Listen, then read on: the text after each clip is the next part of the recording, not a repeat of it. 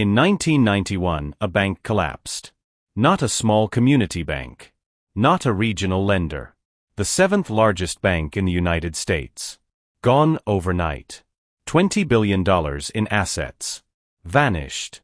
1.4 million depositors left with nothing. It was the largest bank failure in American history at the time. And yet, most people have never heard of it. Because the people responsible were powerful enough to make sure the world moved on quickly.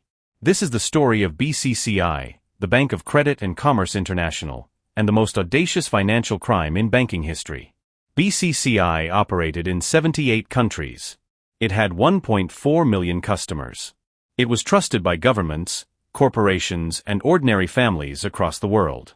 It was also, from almost the very first day it opened, a criminal enterprise.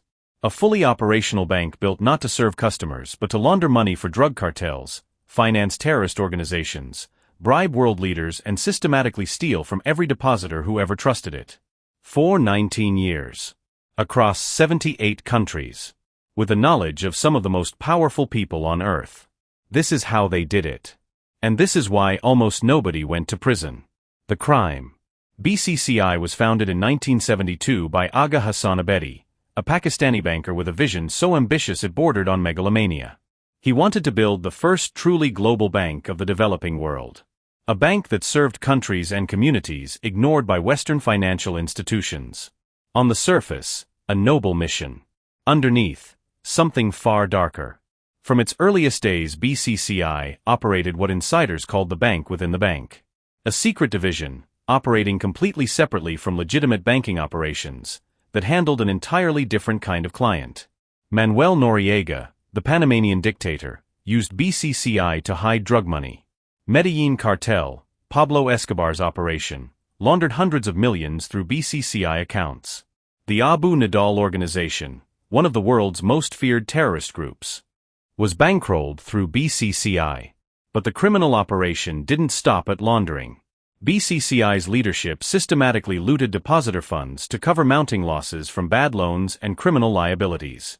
They created fake accounts, fabricated loan repayments, moved money between subsidiaries in circles so complex that no single auditor ever saw the complete picture.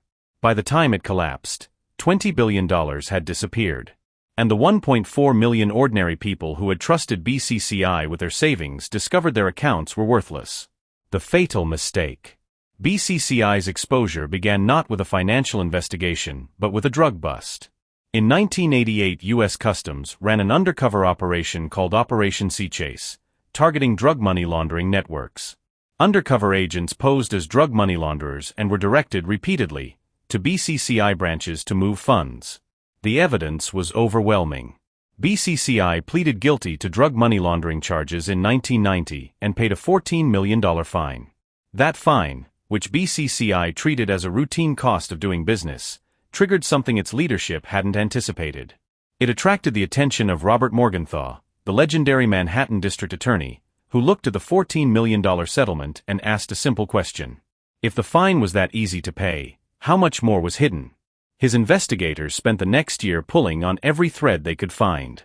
And what they discovered was so vast, so complex, so deeply connected to global political power, that they almost couldn't believe it themselves. The investigation. The investigation that brought down BCCI involved regulators from over 20 countries working simultaneously. The Bank of England, the Federal Reserve, the Luxembourg Banking Authority, all coordinating a single global closure. Because if any one country moved first, BCCI's leadership would have time to move assets beyond reach.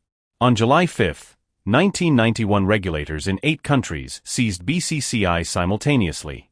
In a single coordinated operation, the bank that had operated across 78 countries for 19 years was shut down in a single morning.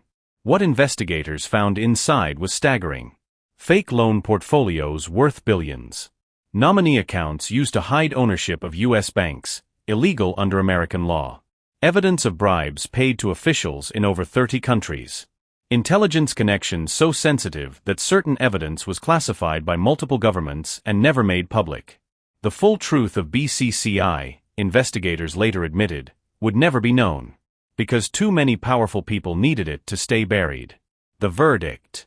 The legal aftermath of BCCI was, by any measure, a profound failure of justice. Aga Hassan Abedi, the founder, was indicted but never extradited. He died in Pakistan in 1995, never having faced a Western court.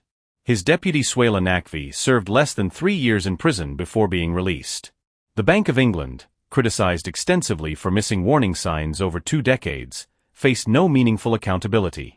The 1.4 million depositors who lost everything received settlements averaging pennies on the dollar.